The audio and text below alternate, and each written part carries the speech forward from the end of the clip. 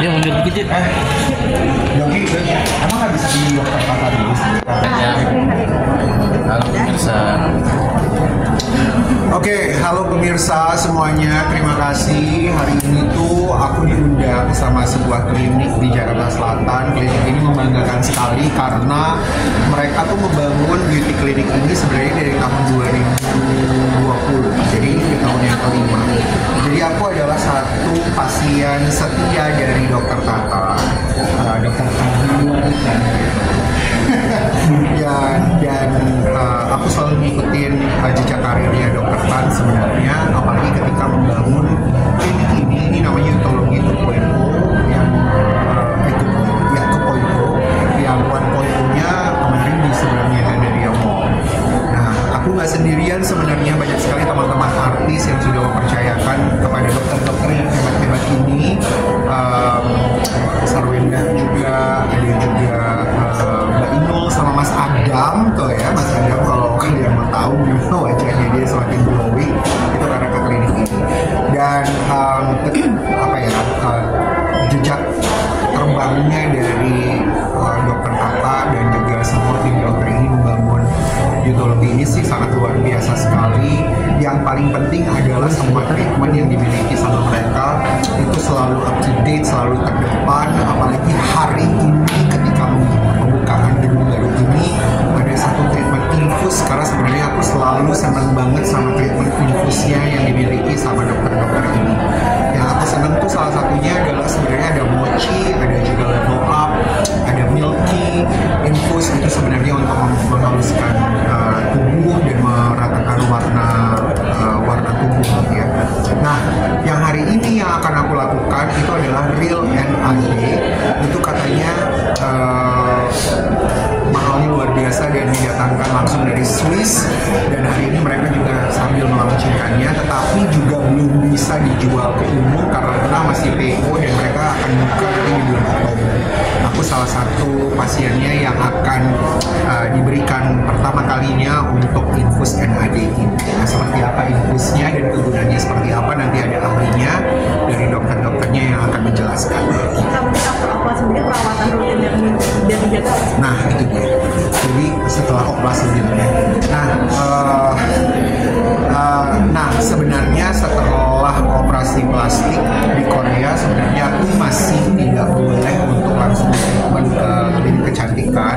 Paling tidak 3 bulan setelah melakukan operasi plastik. Kemarin yang terakhir ada facelift yang tidak boleh dulu kena alat, tidak boleh dulu kena laser gitu ya, karena setiap kali untuk datang ke klinik kecantikan seperti ini itu pastikan aku melakukan ada pico laser lah, aduh macam-macam banyak banget.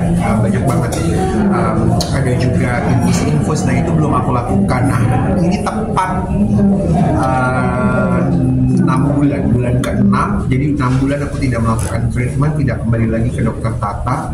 Kenapa? Karena memang belum bisa langsung melakukan treatment, apalagi memakai laser, jadi baru kali ini.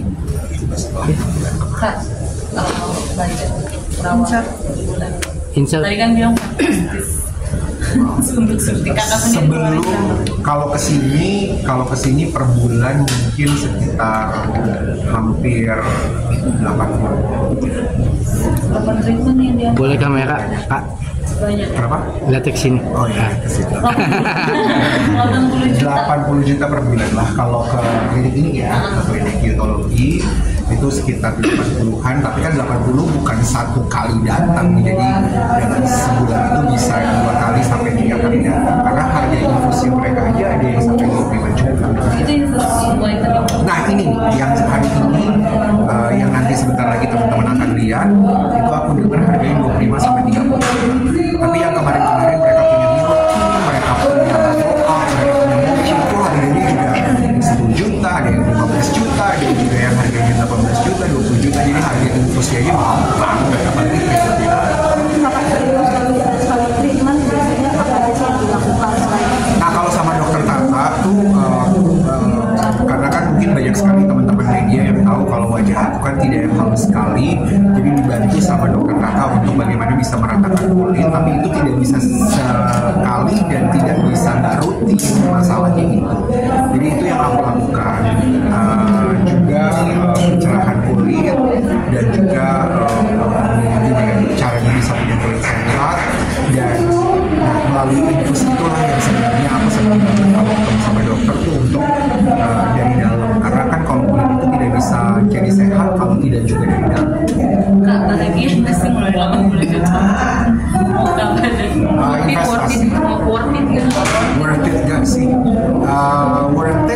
investasi selama aku masih dibutuhkan di televisi. Karena bagaimanapun juga kan produknya masih diri aku sendiri, bekerjanya aku bukan, maksudnya gini, kalau pengusaha itu kan mereka buat produk, mereka menciptakan produk dan mereka jual. Kalau aku masih aku sendiri produknya, masih aku sendiri yang jualan, badan ini juga yang jualan, jadi itu masih masuk ke dalam investasi. Karena usia aku bukan muda lagi, sebentar lagi di bulan Desember aku 45 tahun, dan sekarang ini masih ada beberapa program televisi yang aku harus jalani pagi, siang, sore, malam. Jadi itu adalah kebutuhan, bukan kebutuhan utama memang, tetapi kebutuhan yang sepertinya harus untuk dilakukan selama masih ada di layar televisi. Kak, pengen apa lagi yang dirubah tuh deh? Kalau untuk merubah berarti kan lebih ke estetika operasi ya. Untuk operasi, kasih tahu nggak ya? Gue tuh sebenarnya ya mungkin tidak banyak teman-teman yang tahu kalau aku sudah 3 kali operasi hidung.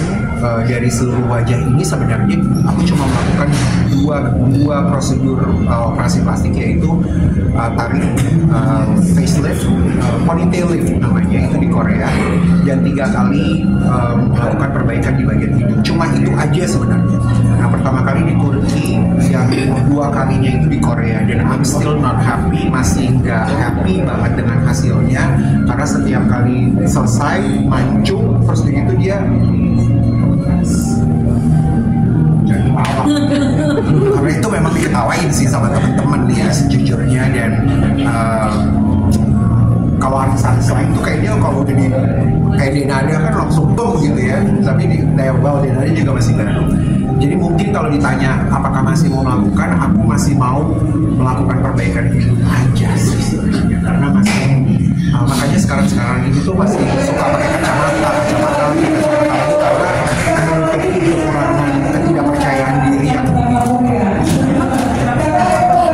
jadi kalau mewah, kalau bagian sini tapi kalau mewah, jadi apa ya, kan kalau hidung itu ada jembatan, ada garis gitu, jadi dia turun terus begitu, ini jadi kayak kecil banget, lubangnya jadi kecil gitu, itu yang membuat aku masih karena seharusnya hidung kan kayak teman-teman di semuanya dia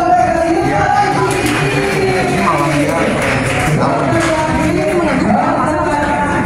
Nah, sebenarnya alasan pertama kali aku operasi plastik di bagian hidung itu karena hidung aku kulitnya jadi sehingga rongga hidung di bagian dalam itu jadi begini, yang satunya nafasnya enak, yang satunya ketutup. Makanya dibor tuh sama dokter waktu itu. Itu pun juga waktu di Korea. Jadi supaya dia begini, ini yang di dalam ya, bukan di luar. Di dalam itu jadinya begini. Nah, kenapa bengkok? Karena tulangnya dia begini, jadi dia dari luar jadinya kayak belok ke kanan. Sekarang sudah dibor jadinya begini. Nah, di bagian dalamnya udah oke, tapi estetik di bagian luarnya ini dan nggak ngerti deh di bagian sini itu kayaknya kok susah banget untuk jadi bener gitu, jadi kuat gitu kondisinya. Aku masih nggak ngerti kenapa, dan sudah 3 dokter, sudah 2 negara, Turki dan Korea, masih belum bisa, dan nanti rencananya mungkin ke negara lain. Nah, bagaimana kalau ikut sama gue? Ke sana. Rencananya mau negara lain, masih mikirin apakah bakalan di dalam negeri atau bakalan di luar negeri. Ada satu klinik sebenarnya yang pengen aku di dalam negeri, tapi kita belum konsultasi. Kan jangan dokter Tompi juga sering melakukan hal sama Tompi yang waktu itu hidung lah segala macam, ada satu juga banyak yang suka pada rencana juga ke sana kan. Belum tahu. Aku belum tahu. Ini sekarang karena punya pengalaman yang cukup membuat bukan mental aku rusak ya, tapi membuat aku kepikiran terus. Jadi aku sekarang ini tuh benar-benar research, belajar, konsultasi kanan, konsultasi kiri, karena ternyata hidung itu fatal ya. Maksudnya ternyata dari seluruh wajah, ternyata aku baru tahu hidung itu paling susah untuk dioperasi ternyata. Karena kalau orang masih operasi mata, narik, nambahin dagu, itu kayaknya bukan kayaknya, setelah aku pelajari kayaknya itu adalah operasi plastik yang mungkin tidak sefatal hidung gitu. Ternyata hidung tuh nggak gampang, yang kelihatannya cuma di sini dan nggak gampang, karena itu juga adalah satu ornamen wajah yang bisa membuat wajah tuh jadi berubah banget ternyata dari hidung juga. Bisa kelihatan dari Denada ya, Denada jadinya jadi Putri Budi ya.